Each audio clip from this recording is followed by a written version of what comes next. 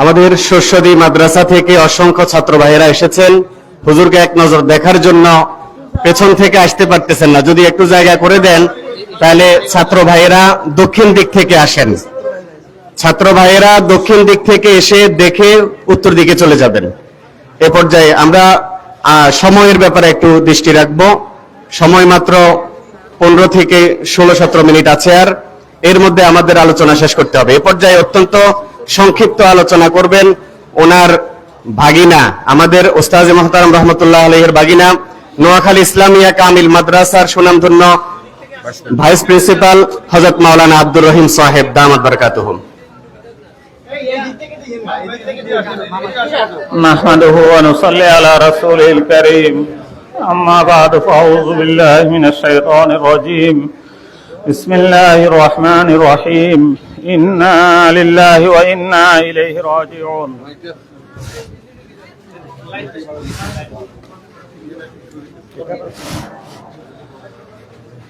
ইন্না লিল্লাহি ওয়া ইন্না ইলাইহি রাজিউন। সময় অত্যন্ত সংক্ষিপ্ত। উনি কে ছিলেন এই জানাজাই তার প্রমাণ। শস্যদী মাদ্রাসা থেকে শুরু করে পুরা ফেনী জেলা এবং এই জেলার লোকজন, সমস্ত ওলামায়ে কেরাম ওনার ব্যাপারে সাক্ষ্য দিচ্ছেন। উনি অত্যন্ত একজন সাদেক, আল্লাহ তাবারক ওয়া তাআলার ওলি ছিলেন। ইলমের খেদমতে নিজের পুরো জীবন তিনি উৎসর্গ করেছেন। শস্যদী মাদ্রাসাতে উনি হাদিসের খেদমতে নিজকে উৎসর্গ করেছেন।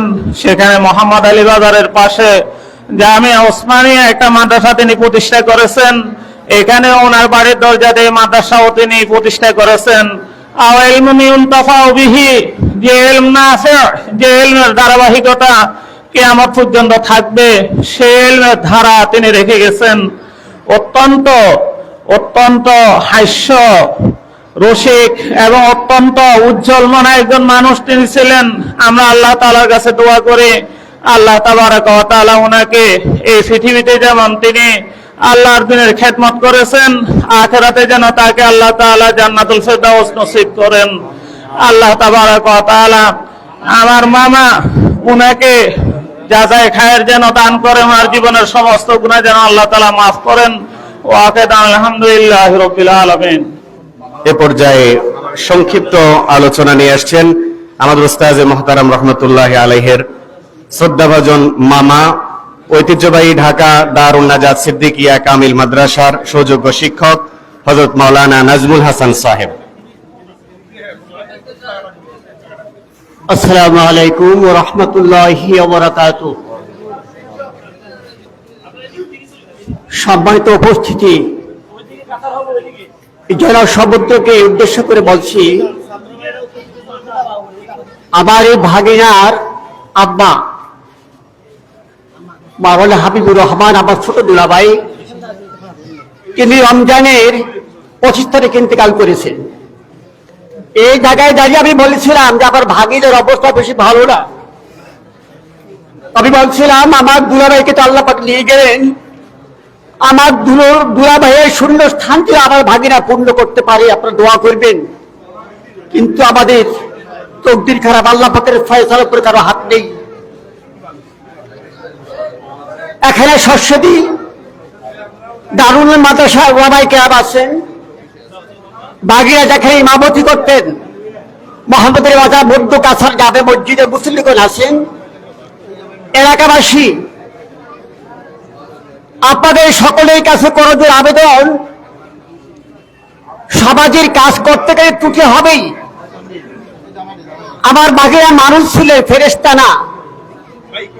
অন্তত তার মৃত্যুর পরে আমার ভাগের উপর কেউ কারো রাগ না রেখে আল্লাহর রাস্তা আপনার ভাইদেরকে সবাই মাফ করে দিন। আর গোটা পরিবারের উপর আল্লাহ পাক খাস রহমত নাজিল করেন। একই পরিবারের আমার দুলাভাই নেই, আমার আপা নেই, এই যে ভাগিনা গেল আমার এক ভাগ্নে, একই পরিবারে 4 জন। আর ভাগিনার হাতের গড়া যে প্রতিষ্ঠান এই ফুলবাগান, এটা পরিচর্যা করা এবং রক্ষা করার দায়িত্ব আপনাদের। সুতরাং এটা রক্ষা করবেন। আর আমার 2 নাতি তানভীর আর তানজিম, তানজিম কোথায়? এই যে আমার নাতি তানজিম, তার জন্য দোয়া করবেন। যেন বাকি বাবার শূন্যতা সে পূর্ণ করতে পারে, দিনের খেদমত করতে পারে। আর যে তানবীরের দিকে এসো, এই যে তানবীর, এ আমার বড় নাতি, আমার ছোট নাতি, আর দুই নাতি আছেন। আমরা চার ভাই, চার ভাইয়ের ভিতরে সে আমাকে বেশি ভালোবাসতো। কথায় কথায় সেজো বাবা, কথায় কথায় সেজো বাবা। আমি একদিনের জন্য আসতে সে বিলাপ করতো, মহিলার মতো কাঁদতো। তার ব্যাপারে আমার কাছে ফোন দিয়ে, মামা আপনি তানবীরের জন্য দোয়া করেন, এভাবে বলতেন। মামা ও আপনি তার জন্য দোয়া করেন। জনশব্দকে রক্ষা করে বলছি, আল্লাহ পাকের নিয়ামত রক্ষা করবেন। আমার এই দুই নাতিকে আপনারা হেফাজত করে, দুই নাতিকে উপর আপনি দেখবেন, তাদের উপর নজর রাখবেন, দিক নির্দেশনা দিবেন, কোনো ভুল করলে সংশোধনের পথে আনবেন। আমার প্রতি দোয়া করবেন, আমার বাকিদের প্রতি দোয়া রইল, গোটা পরিবারের কাছে দোয়া করবেন। আমিন। আসসালামু আলাইকুম। এ পর্যায়ে সংক্ষিপ্ত বক্তব্য রাখছেন পাঁচগাছিয়া কেন্দ্রীয় জামে মসজিদের সম্মানিত খতিব, আমাদের উস্তাজে মোহতারাম রহমতুল্লাহ আলাইহির সাথী হযরত মাওলানা কামাল উদ্দিন জাহানপুরী সাহেব। আসসালামু আলাইকুম ওয়া রাহমাতুল্লাহ। আমি আপনাদেরকে আমার হাম আসর হযরত মাওলানা হাফেজ মুফতি মিজানুর রহমান সাহেবের একটা বার্তা পৌঁছে দিতে চাই। উনি যে কোথাও যাইতেন, মানুষকে নামাজের দাওয়াত দিতেন। আমরা নিজেরা নামাজ আদায় করব, অন্যকে নামাজের দাওয়াত দিব। উনি যে কোথাও যাইতেন, হাফেজে কোরআন ছিলেন, ছাত্রকে ছেলেকে হাফেজ বানানোর জন্য বলতেন, নিজেরা কোরআন তেলাওয়াতের কথা বলতেন। এই বিশাল মজমার মধ্যে আমি সকলকে বলবো নামাজের দাওয়াত দেবেন। আর এখনো 15 দিন বা 16 দিনও হয় নাই, ওনার সাথে দেখা হলে ওনার বড় ছেলের জন্য দোয়া চাইতেন বেশি। ওনার বড় ছেলের জন্য আপনারা একটু দোয়া করবেন, আল্লাহ তাআলা যেন মুফতি মিজানুর রহমান কাসেমী সাহেবের মনসা অনুযায়ী আল্লাহ পাক ওনার ছেলেটাকে কবুল করেন। এই মাদ্রাসাটার জন্য দোয়া করবেন, এবং আল্লাহ তাআলা যেন মুফতি মিজানুর রহমান সাহেবের সমস্ত কাজগুলোকে সদকায়ে জারিয়া হিসাবে কবুল করেন। আমিন।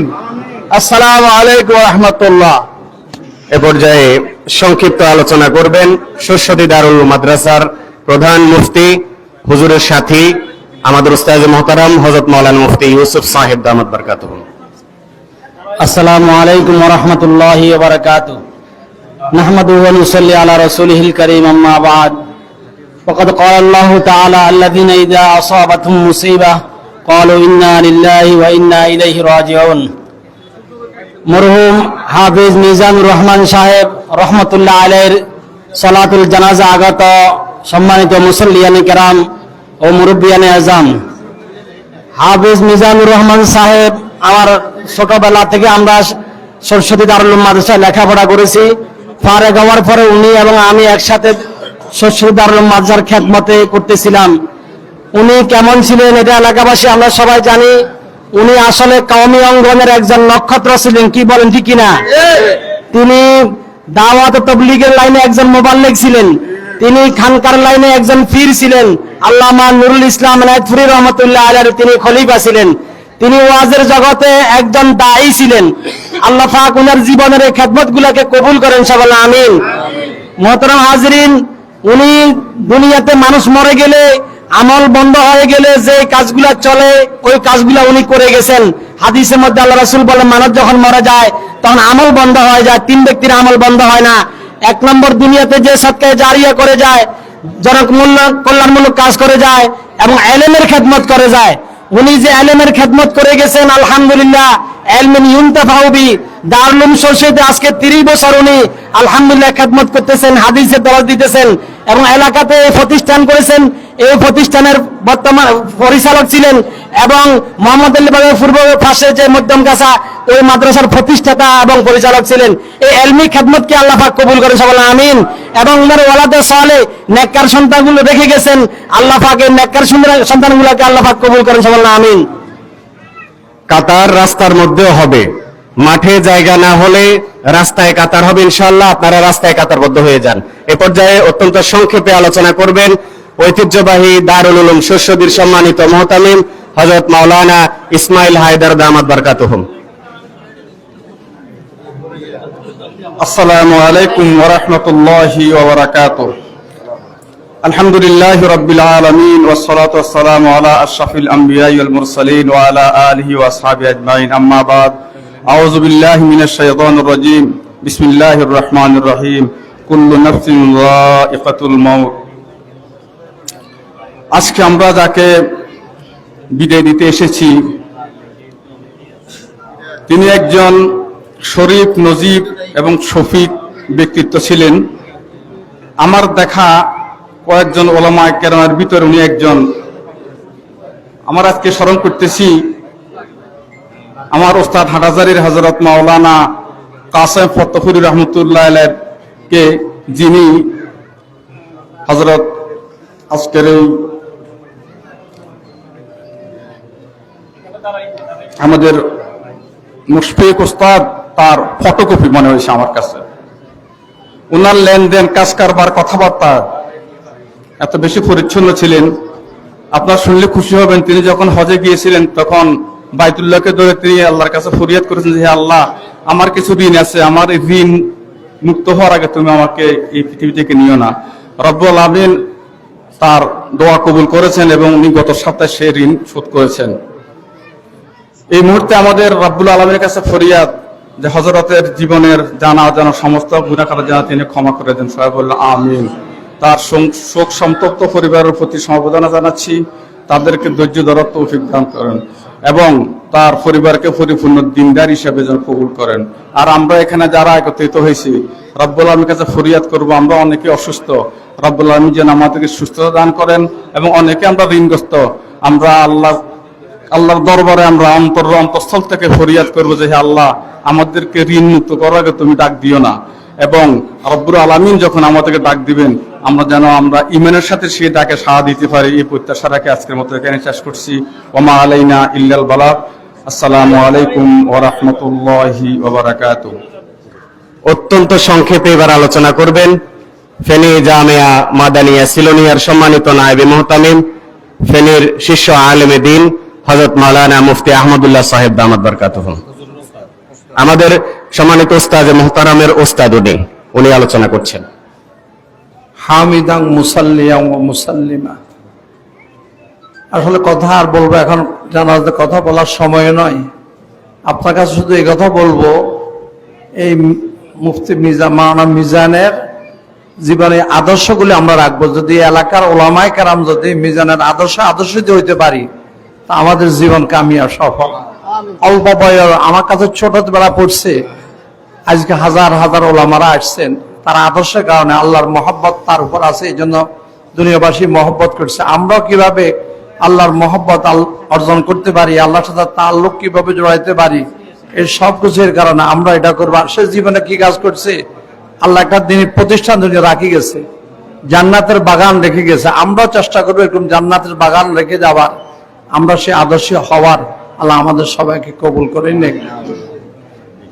এ পর্যায়ে সংক্ষিপ্ত আলোচনা করবেন আমাদের ওস্তাদ মুহতারাম রহমতুল্লাহ আলাইহির সুযোগ্য ওস্তাদ, ঐতিহ্যবাহী শস্যদী মাদ্রাসার সম্মানিত সদরে মুহতামিম ওস্তাজুল আসাতিজা, আমাদের সকলের মুরব্বী হযরতুল আল্লাম হযরত মাওলানা আফজালুর রহমান সাহেব দামাত বরকাতুহু। নাহমাদুহু ওয়া নুসাল্লি আলা রাসূলিল কারীম। সম্মানিত ভাইরা, আপনারা কষ্ট পাচ্ছেন, সময় নিকটবর্তী। হাফেজ মুহাদ্দিস মাওলানা মিজান সাহেব সম্পর্কে আমাদের তো কিছু বলার নাই। কি বলবো, এই সময় কিছু বলা যাবে না। আমি আপনাদের কাছে অনুরোধ করব, সব সময় ওনার জন্য দোয়া করবেন, ওনার জিয়ারত করবেন, আর ওনার রেখে যাওয়া এই প্রতিষ্ঠানটার প্রতি সকলে লক্ষ্য রাখবেন, সকলে দোয়া করবেন। এটা আমার শেষ কথা। আখিরু দাওয়ানা আলহামদুলিল্লাহি রাব্বিল আলামিন। এ পর্যায়ে আমাদের ওস্তাদ মুহতারাম রহমতুল্লাহ আলাইহির পরিবারের পক্ষ থেকে আলোচনা করবেন সংক্ষেপে হুজুরের সুযোগ্য সাহেবজাদা জিয়াউর রহমান তানজিম, মাওলানা হাফেজ জিয়াউর রহমান তানজিম।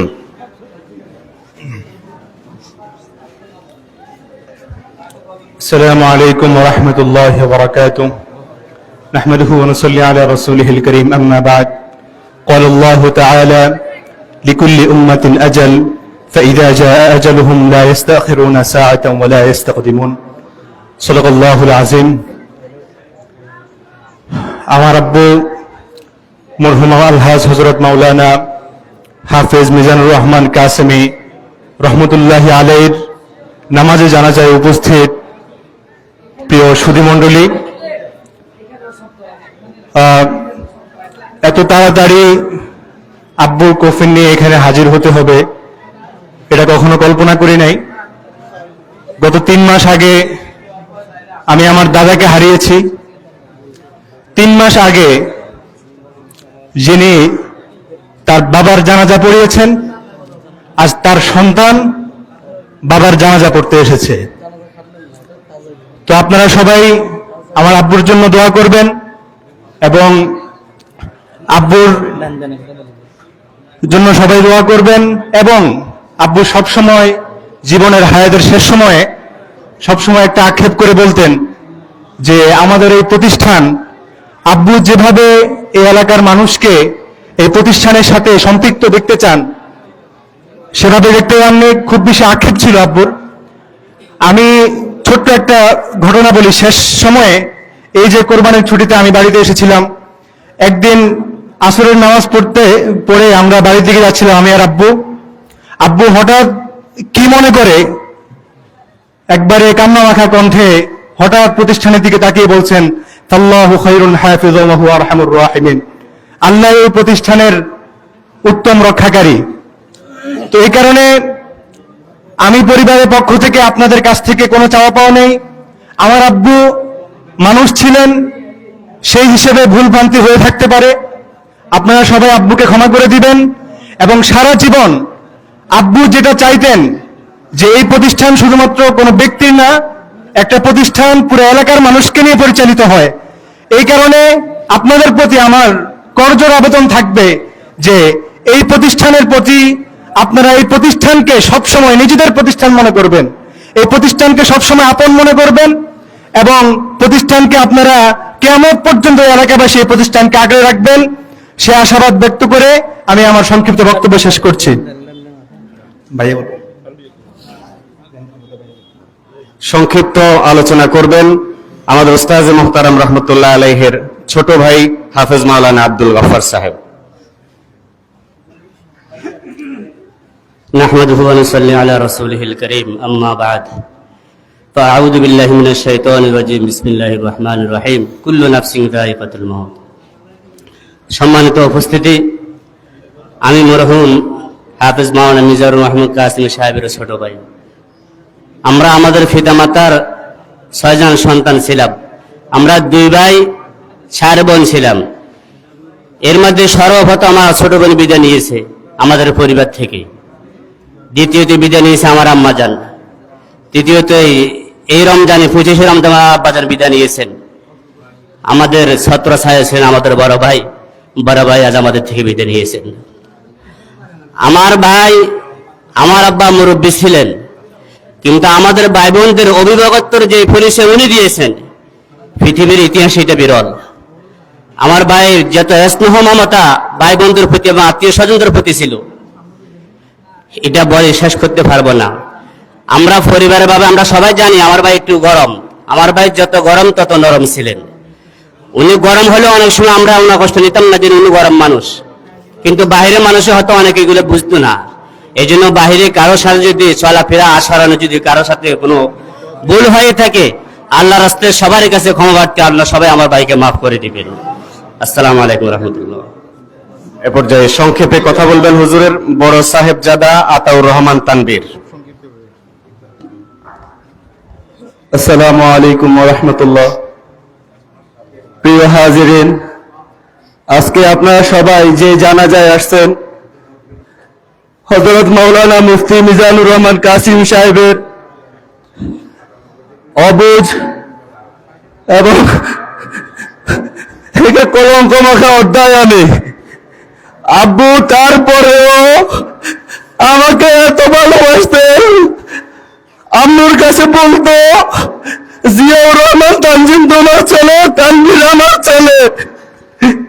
কিছুদিন আগে 3 মাস আগে এখান থেকে আমি আমার তাদেরকে বিদায় দিই, এক অভিভাবক হারা হই। আজ আমার মাথার উপরে কোনো ছাদ নাই। আমরা 2 ভাই এতিম, এই প্রতিষ্ঠান এতিম। আপনাদের কাছে আমার একটাই চাওয়া, আপনাদেরকে সাথে নিয়ে যেন আমার আব্বুর স্বপ্নে গড়া এই প্রতিষ্ঠান আমরা একসাথে পরিচালনা করতে পারি, আপনাদের সহযোগিতা কামনা করি। ফেনী থেকে অনেক মেহমান এখানে আসছেন। ফেনী মোহাম্মদ আলীর প্রত্যেকটা মাটি ইঞ্চি কোনা আমার চেনা, যেখান থেকে আমার বেড়ে ওঠা, সেই জায়গার অনেক মুসল্লি কেরাম এখানে এসেছেন। তাদেরকে আমার পরিবারের পক্ষ থেকে আন্তরিক শুভেচ্ছা। আমার আব্বুর শস্যদী মাদ্রাসার অনেক শিক্ষক আছেন। আমার আব্বুর শিক্ষক, আমার দাদার শিক্ষক এবং আমারও শিক্ষক, আমার ছোট ভাইয়েরও শিক্ষক। ওই শিক্ষকের কাছে, আমার আব্বুর কলিগদের কাছে আমার আব্বুর যদি কোনো ভুল ত্রুটি হয়ে থাকে আমি ক্ষমা চাই। এবং আমার আব্বু যেহেতু মানুষ সমাজে চলাফেরা করছেন, অনেক দিনই প্রতিষ্ঠানের সাথে জড়িত ছিলেন আমার আব্বু, তাই বিদায় হঠাৎ আব্বু এই চলে যাওয়ায় আমরা অনেক কিছু না জানতে পারি আব্বুর ঋণ সম্বন্ধে। বলার জন্য বলা না। আব্বুর কাছে যদি কেউ কোনো ধরনের টাকা পয়সা মাদ্রাসা মসজিদের পেয়ে থাকেন, আশা করি কোথাও কোনো ঋণ নাই। কারণ আমার আব্বু বড় গলায় আমাকে বলতো, আমার হাতে অনেক মাদ্রাসা কিন্তু একটারও ক্যাশ আমার হাতে নাই, সবগুলা ক্যাশ আলাদা আলাদা ছিল।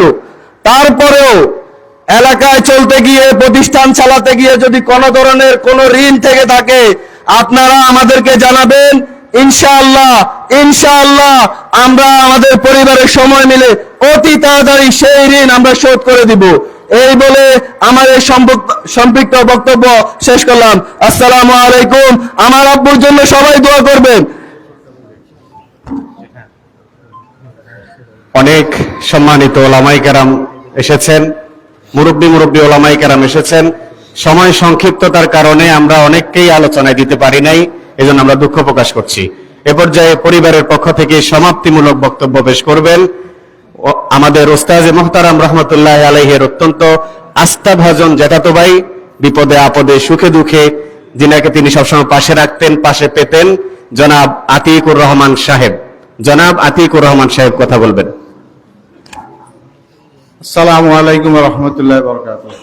সম্মানিত উপস্থিতি, আমি কোনো বক্তৃতা দেব না, কিছু বলবো না। আমি শুধু পরিবারের 2-1টা মেসেজ, মরহুমের পরিবারের 2-1টা মেসেজ, এটা আমি সবাই অবগতির জন্য জানিয়ে দেব। আর আমি সর্বপ্রথম যে কথাটা বলবো, মরহুম হাফেজ মাওলানা মিজানুর রহমান যদি আজকে ফেনী শস্য দিয়ে মৃত্যুবরণ করত, বক্তাদের বক্তব্য থেকে পাওয়া যায় অগণিত লোকের উপস্থিতিতে ওইখানে সে জানাজাটা হতো। আজকে তারা মরহুমকে কতটুকু ভালোবাসে, সেই ফেনীবাসী, সেই ফেনী থেকে কিভাবে তারা জোহরের নামাজে সকাল 8টা থেকে তারা আসা আরম্ভ করছে। আর এই পর্যন্ত যতগুলো বক্তৃতা দিচ্ছেন, আমার মনে হয় আমি ব্যতীত সবাই বড় বড় স্কলার, বড় বড় মানে মুফতি মুহাদ্দিস। তো সুতরাং ওনাদের বক্তৃতায় হাফেজ মাওলানা মিজানুর রহমানের জীবন বৃত্তিতে অনেক কিছু এসে গেছে। আমি এই বিষয়ে কিছু বলবো না, আমি শুধু একটি কথাই বলবো আমাদের এলাকাবাসীর কাছে, আমরা ফেনীবাসীর কাছে কৃতজ্ঞ।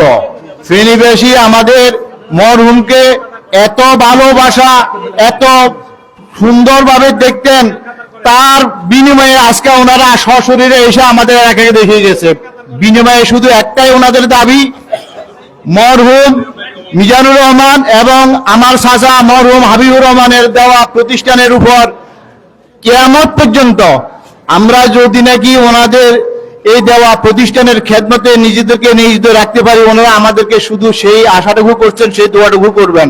আর আমরাও কথা দিচ্ছি, বিশেষ করে মরহুমের অনেক উস্তাদ আছে এখানে, আমরা পার্সোনালি একটা মিটিংও করছি, মিটিংয়ে কিছু সিদ্ধান্ত দিছে। তো আমি ওনার কিছু নির্দেশিত কথাও আছে, আমি সেই বলে আমার বক্তব্য শেষ করছি। প্রথমে যেটা আমরা বলছি সেটা হলো, আমাদের এই মাদ্রাসার প্রতিষ্ঠাতা মুহতামিম ছিলেন মরহুম মাওলানা হাবিবুর রহমান সাহেব। 3 মাস আগে তার মৃত্যুজনিত কারণে তার সুযোগ্য বড় সন্তান, সেটা আমি ঘোষণা করছি, সেই মুহতামিম মুফতি মিজানুর রহমান সাহেব। আজকে 3 মাস পরে আমরা আবার নিজ থেকে কোনো সিদ্ধান্ত নিই নাই। আমরা বিশেষ করে ফেনীর বড় হুজুর উনার উপস্থিতিতে আমরা সলা পরামর্শ করে মাসোয়ারা করে এবং আমাদের সামাজিকভাবে আরো কয়েকজন থাইকা আমরা সিদ্ধান্ত নিছি এবং আমি হুজুরের সেই সিদ্ধান্ত আদিষ্টি হয়ে আমি জানাচ্ছি, বর্তমানে এই মাদ্রাসার ভারপ্রাপ্ত মুহতামিম হিসাবে মরহুমের ছোট ভাই আর মরহুম হাবিবুর রহমান মাওলানার সুযোগ্য ছোট সন্তান হাফেজ মাওলানা আব্দুল গাফফার ভারপ্রাপ্ত দায়িত্ব পালন করবেন।